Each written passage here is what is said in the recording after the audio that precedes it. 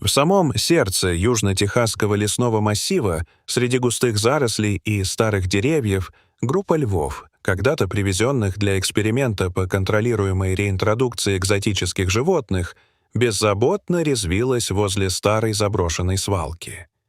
Одна большая пластиковая канистра, когда-то в ней хранилось растительное масло, каталась перед ними по сухой и треснувшей земле, скользя под жарким, пылающим ветром.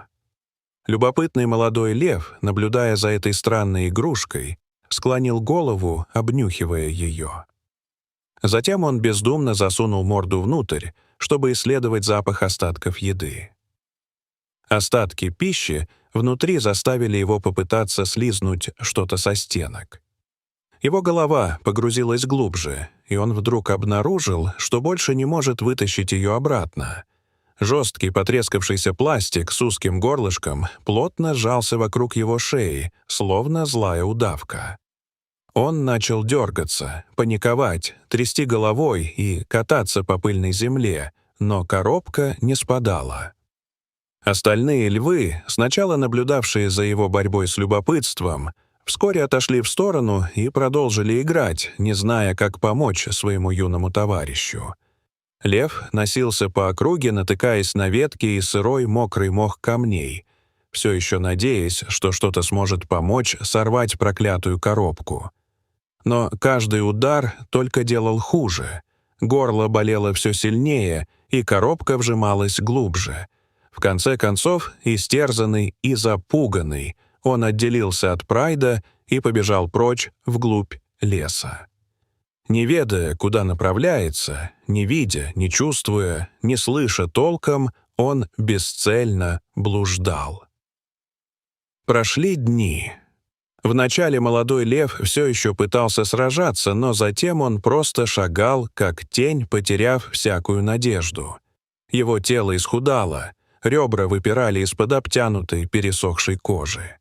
Мех, когда-то густой и золотистый, теперь выпадал клочьями, слипался от грязи и острых шипов. Пластиковая коробка душила его, осложняя дыхание и удерживая драгоценное тепло. Его лапы все чаще подкашивались, и он перестал рычать, перестал бороться. Просто двигался вперед, медленно, неуклюже, едва сил хватало. Над ним закружились стервятники, учуя в слабости и приближение смерти. Остальные звери избегали его, словно чувствовали, что перед ними нечто неестественное, обреченное на страдание. Зрение потускнело. Слух расплывался в необъятной тишине. Головная боль гремела внутри, как будто череп вот-вот лопнет от мучений. Он был в аду, без воды, без тени, без жизни вокруг. Его шаги тащились по сухой, раскаленной земле. Его сердце еще держалось за крошечную надежду. На 7-й день, истощенный и обезвоженный, он был почти мертв. Только неровное дыхание говорило о том, что он все еще жив. И тогда, как будто по воле судьбы, он вышел из леса. Впереди были чуждые ему земли. Пахло странными и незнакомыми запахами, людьми, асфальтом, машинным маслом. Он переполз через сломанный забор, оставшийся от старой фермы, и выбрался на шоссе. Там, где начиналась жилая зона пригорода. Впервые в жизни дикий лев вышел к людям. Не охотиться, а просить о помощи. Джейк и Эмили, молодая пара туристов из Колорадо, возвращались в мотель после насыщенной дневной поездки по живописным местам. Вдруг они увидели, как из кустов на дорогу вышло изможденное существо. Джейк резко затормозил. Они увидели льва. Точнее, его скелет, изможденного страданиями и с пластиковой коробкой на голове, словно темное облако, лишающее его сил и жизней. Эмили вскрикнула, но быстро осознала, что он не нападает. Он был обессилен и, казалось, почти потерял надежду. Он просто стоял перед ними посреди дороги, покачиваясь. Его глаза блестели от усталости и лихорадки. Он выглядел настолько худым, что казался почти прозрачным, как ходячий скелет. Его мех был испачкан грязью и в проплешинах, а походка неровной, как будто он вот-вот упадет от слабости. Джейк дрожащими руками достал телефон и, набрав экстренный номер парка, стал сообщать о бедственном состоянии льва. По инструкции гида, Эмили вынесла бутылку воды и шоколадный батончик, надеясь, что это станет хотя бы небольшой поддержкой. Она аккуратно положила их на обочину, отступив на безопасное расстояние, ощущая, как ее сердце бьется с беспокойством. Оператор подтвердил, что спасательная команда уже в пути. Попросили отметить точку и не подходить ближе. Эмили крепко держала Джейка за руку, глядя, как лев лег на землю, тяжело дыша. Он достиг предела возможностей. Через 30 минут, которые казались вечностью, приехал грузовик. Двое рейнджеров, Райан и Крис, вышли из машины с переносной клеткой, успокоительным, веревками и ножницами. Райан осмотрел льва и подал знак обратиться к паре вдали. Крис нацелил винтовку с транквилизатором, и один щелчок. Игла попала в заднюю лапу. Через минуту лев обмяк, и было заметно, как его тело, наконец, расслабилось. Они подошли, начали проверять дыхание, пульс, реакцию зрачков. Коробка оказалась спрессована грязью и мусором, к которой левая шея и лицо льва прилипли. Райан взял ножницы и, аккуратно срезая твердый пластик, продолжал удалять его с поврежденной шеи. Каждый слой раскрывал глубокую рану с кровью, гноем и царапинами, оставшимися от противного горлышка. Наконец коробка упала, и голова льва оказалась в ужасном состоянии. Глаза запали, нос потрескался, уши упали, а вся морда оказалась в царапинах. Они осторожно обернули шею тканью, уложили его на носилки и перенесли в клетку. Крис закрыл дверь, а Райан тяжело вздохнул, понимая, насколько близка была эта трагедия. Он повернулся к паре и, полным искренности голосом, тихо сказал: «Вы двое только что спасли ему жизнь». Джейк кивнул, теряя дар речи от осознания случившегося. Эмили, вытирая слезы, знала. Они поступили правильно. Грузовик взревел и исчез вдали, а лев спал в клетке.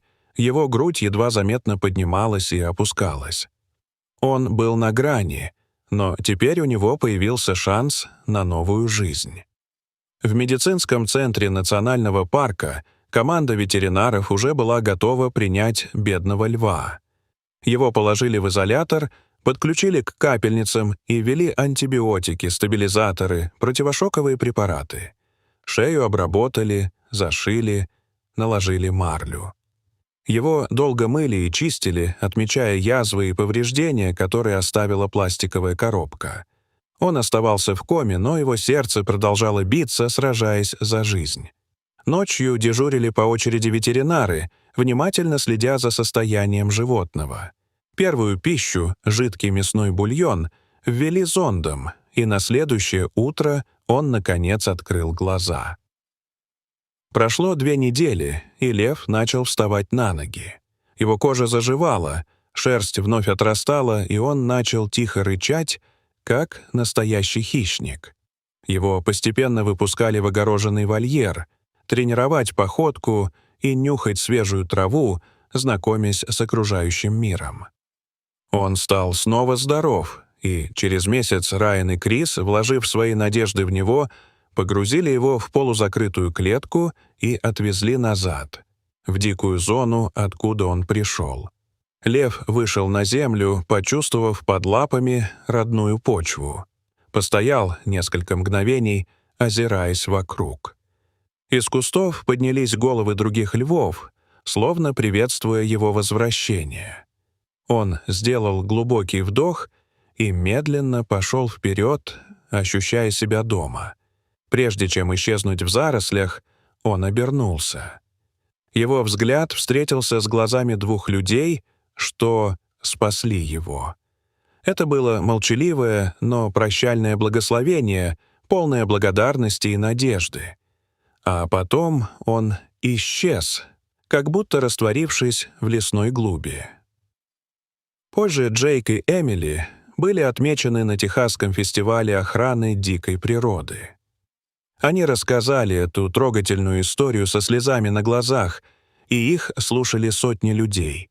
И сотни вдохновились силой жизни и важностью защиты диких животных.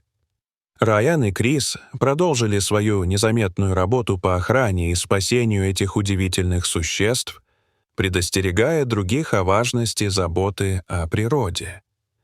А та самая пластиковая коробка теперь стоит в центре музея при парке, как символ, как яркое напоминание о том, к каким трагедиям может привести бездумное загрязнение нашей планеты.